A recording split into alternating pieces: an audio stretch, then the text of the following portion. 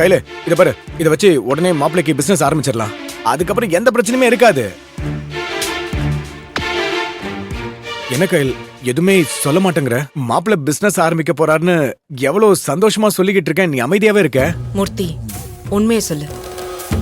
இந்த பணம் எப்படி வந்தது? கையில் நான் தான் சொன்னேன்ல ஆர்டர் வந்துச்சுன்னு சொல்லி. மூர்த்தி, என்கிட்ட பொய் சொல்லாத. எனக்கு பொய் சொன்னா பிடிக்காதுன்னு தெரியும்ல. நான் ஏன் பொய் சொல்ல போறேன்? உண்மையை தான் சொல்றேன். ஆர்டர் கிடைச்சிருக்கு. சிஸ்டர், ஆசா சொல்றது. ஆறுமுகம், சொல்லு மூர்த்தி, ஏது எவ்வளவு பணம்? கையில் நான் பொய் சொல்லலையே, என்ன நம்ப மாட்டேங்கிற? அப்ப நீ சொல்றது உண்மை இல்ல? கையில் இப்போ உண்மையை சொல்லு.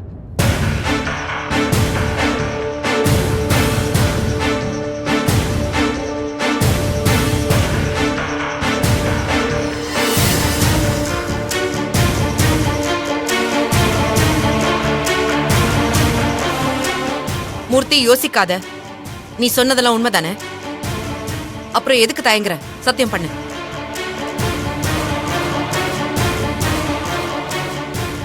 கையில் ஏன் இப்படி பண்ற? நீ சொல்றது உண்மைதானே? அப்ப சத்தியம் பண்ணு. என் மேல சத்தியம் பண்ணி சொல்லு. இத பார், என் மேல சத்தியமா நான் சொல்றது உண்மைதான். என்ன நம்பு கையில். நான் உன் மேல சத்தியம் பண்ண சொல்லல, என் மேல சத்தியம் பண்ணி சொல்ல சொன்னேன்.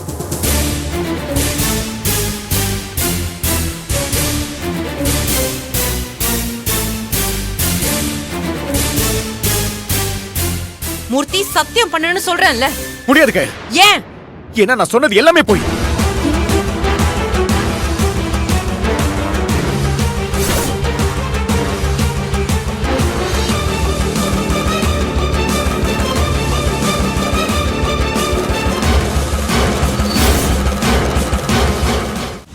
அதானே பார்த்தேன். இவ்வளவு பணத்தை எடுத்துட்டு வரும்போதே நான் நினைச்சேங்க. அப்பவே எனக்கு உங்க மேல சந்தேகமா இருந்தது. மூர்த்தி, சொல்லி தொலையண்டா. இந்த பணம் எங்க இருந்து வந்தது? அது ஏங்க, உங்களை தானே கேக்குறோம், பதில் சொல்லுங்க. ஏது இந்த பணம்?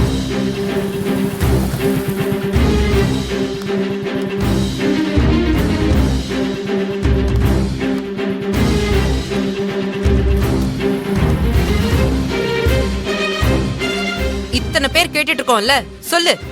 கயல், என்னாச்சு? என்ன பிரச்சனை?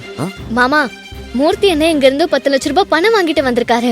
ஆனா இந்த பணம் எங்க, யார்கிட்ட வாங்கிட்டு வந்திருக்கீங்கன்னு கேட்டா சொல்ல மாட்டாரு. மூர்த்தி, என்னன்னு சொல்லுங்க. அண்ணே, இல்ல மாப்பிள்ள, உங்களுக்காக தான் நான். நீ யாருக்காக வாங்கிட்டு வந்தங்கிறது கேள்வி இல்ல. யார்கிட்ட இருந்து வாங்கிட்டு வந்த, எங்க இருந்து வாங்கிட்டு வந்தன்னு தான் கேக்குறேன். இப்ப சொல்ல போறியா இல்லையா? எப்படி வந்தது இந்த பணம்? சரவணவேலு தான். சரவணவேலு தான் கொடுத்தான்.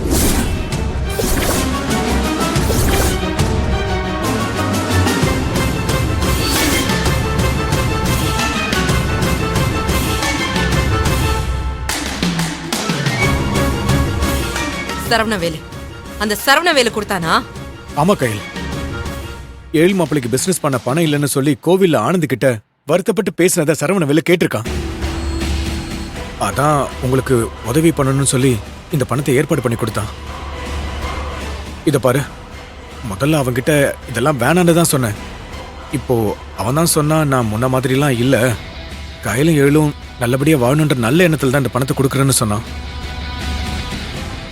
அதனால தான் நான் பணத்தை வாங்கினேன். அறிவுங்கிறதே இல்லையா உனக்கு?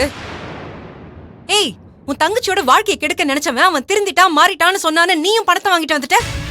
கயல், அது இப்ப அவனை நம்ம நல்லவன்னு நம்புறதுக்காக அவன் 10 லட்சம் கொடுத்து உதவுற மாதிரி நடிக்கிறான். ஆனா இதுக்கு பின்னாடி ஏதோ ஒரு திட்டம் போட்டிருக்கான். ஏய், நீ அது தெரியாம பணத்தை வாங்கிட்டு வந்து நிக்கிற? சிஸ்டர், சரவணவேலு முன்ன மாதிரிலாம் இல்ல, ரொம்ப மாறிட்டாரு. அதனாலதான் அந்த பணத்தை வாங்கிட்டு வந்தேன். நீங்க பாத்தீங்களா? இப்படி அவனை நல்லவன்னு நம்பினதுனாலதான் என் வாழ்க்கையை அழிக்க பார்த்தான். அவன் திரும்ப நம்ம வீட்டுக்குள்ள புகுந்து ஏதாவது ஒரு குழப்பத்தை உண்டு பண்ண இந்த பணத்தை ஒரு ஆயுதமா பயன்படுத்தி இருக்கான். ஏய், அவன் எண்ணமே சரி கிடையாது, அவன் செயலும் சரி கிடையாது. ஏண்டா மூர்த்தி உனக்கு இந்த வேலை எல்லாம்? அந்த சரவணவேலு யாரு, எப்படிப்பட்டவன்னு தெரிஞ்சிருந்தும் எப்படி அவங்கிட்ட போய் இந்த பணத்தை வாங்கிட்டு வந்த? அவன் ஏற்கனவே கையல் வாழ்க்கையில பிரச்சனையை உண்டாக்கணும்னு நினைச்சவன். அவன் பண்ண பிரச்சனையால தானே தேவியோட வாழ்க்கையும் பிரச்சனையில போய் முடிஞ்சிருக்கு. அதெல்லாம் மறந்துட்டியா நீ? ஏங்க இப்படி பண்ணீங்க? உங்களுக்கு எதுக்கு இந்த வேண்டாத வேலை? பணத்தை ரெடி பண்ணலனாலும் பரவாயில்ல, தேவையில்லாத பிரச்சனை எல்லாம் உண்டாக்குற மாதிரி எதுக்கு உங்களுக்கு இந்த வேலை?